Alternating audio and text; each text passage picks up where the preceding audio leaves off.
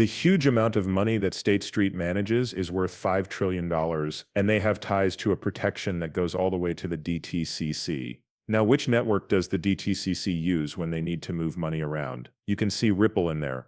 Also, the DTCC just said something really important. Stocks that have been tokenized don't get stuck on a single chain. They are using more than one blockchain and making bridges to make sure everything works well together. Also, we've been keeping an eye on some interesting market signals and on-chain action that we want to talk about. That gauge for fear and greed, it's now at 38 and quickly going up after falling lately. In other words, traders may be getting over their fears and getting back into the game. Let's look at this one part at a time. One report says that State Street does use XRP and XLM as part of its tokenized infrastructure for protection. A secret study from 2024 on the institutional tokenization landscape says that security is one of the most important parts of the tokenization platform when it comes to integrating blockchain. Securrency lists Ripple and Stellar very clearly. This adds XRP and XLM straight to the infrastructure for tokenizing securities. State Street is meant to be a strong protection partner. In other words, the State Street tokenization strategy uses the same infrastructure that powers XRP and XLM.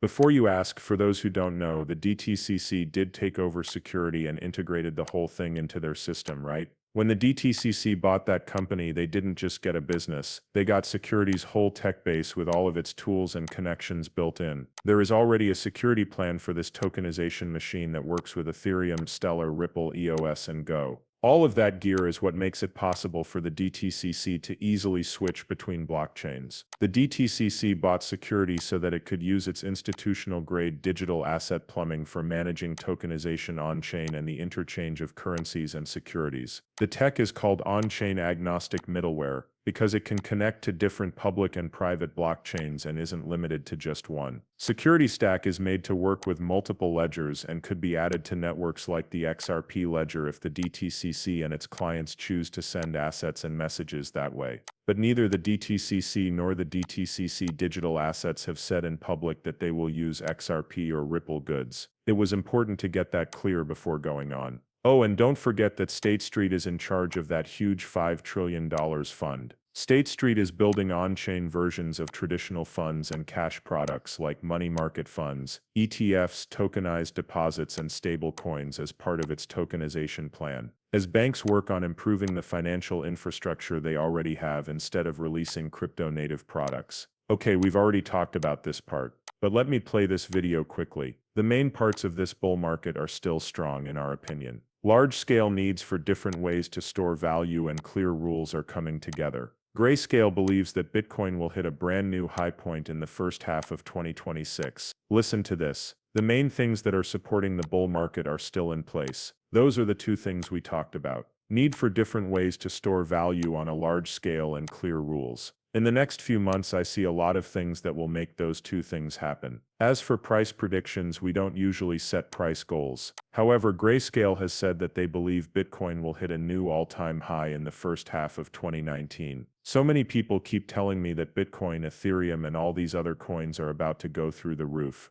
Do they really know what's going to happen? That's the big question that no one can say for sure. Okay then. The crypto fear and greed measure is back up to 38, a big jump from where it was at the bottom. That change shows that fear is going away because selling pressure is going down and people are starting to feel more stable. From what I can tell, it's a normal phase of change that happens before prices fully rebound. Okay, this makes me angry. Keep track of the trip. We kept going down and spread out at the bottom. One more drop and boom, time turns around. This top range is the area of mass exodus. The ditch down here, all of a sudden everyone wants to buy. It's always the same. Get some cheap chips and flip them when the party starts. Pay attention to this piece. We're getting stronger. Waiting patiently but not stopping, letting go of fear, and emerging from the worst emotional cave since 2022 and 2023. These kinds of windows make people rich. This is what Chad Stengraber thinks about the total market cap rise. Here is his plan.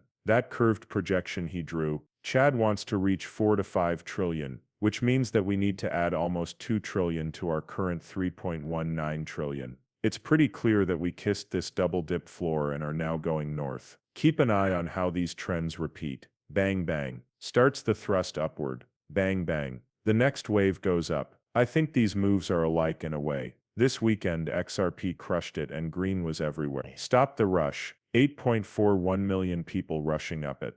Binance gets another $5.41 million. XRP is being sucked up. At the moment Kraken is the only one who is bleeding, but even that hole is closing up. Except for Crypto.com and that tiny unreadable pixel, everything else is shining green. I'll play this clip for you. The crypto market in 2026. Will Bitcoin and all other coins come back? Pay attention to this. In fact, it looks a lot like 2020. What happened in the years before and after 21? Gold led the rise in the years before and after that. Bitcoin came first, then Ethereum, and now Alt and Epic run. It feels eerily like the first one. It looks like this year there will be less demand for long-term bonds. This means that the Fed will have to speed up quantitative easing to bring down long-term rates. Because of this and the fact that treasuries are already buying, the current low interest rates are likely to push rates even lower and greatly increase the money supply. This will have a huge effect on tech stocks, crypto, and I believe altcoins, especially the L1s. I should say the L1s are going to have an epic year. Still, I believe that time has passed, and I believe that there will be a run where liquidity drives price and value to match. Or more correctly, price and value to match. This is because of his big point is that the government is making a lot of money. Open up any figure from the past. As soon as the government starts cutting interest rates and filling the system with money, markets usually go through a huge jump within a year. Right now, billions of dollars are being pumped into the economy to boost it. That extra cash makes it easy for more to come in. When rates are low, people borrow more money and put it into opportunities with bigger risks. This plan has been used a lot of times. We already know how it ends. The United States has trillions of dollars in debt that is coming due and needs to be refinanced, making those bills easier to handle. Rates need to drop sharply. You can expect that wave of money to push all of these things up, including stocks and digital assets. But here's the shift. We are leaving behind the time of Bitcoin power cycles and the risky game of risk on, risk off, where everyone bets on stories and hype. What will happen next? Using what these networks do to determine their value. The price starts to go up for real usefulness. That broke away from Bitcoin. It's coming. I need your opinion now. What are your top 5 picks for this race? Which cryptocurrencies do you think will completely destroy the market by 2026? Chainlink, XRP, XLM, and HBR are the standard suspects that people bring up. Those would probably fill out my list. But I'd like to see your list instead. Share your thoughts in the comments. I'm also keeping a close eye on Flare. That thing might have a crazy year ahead of it.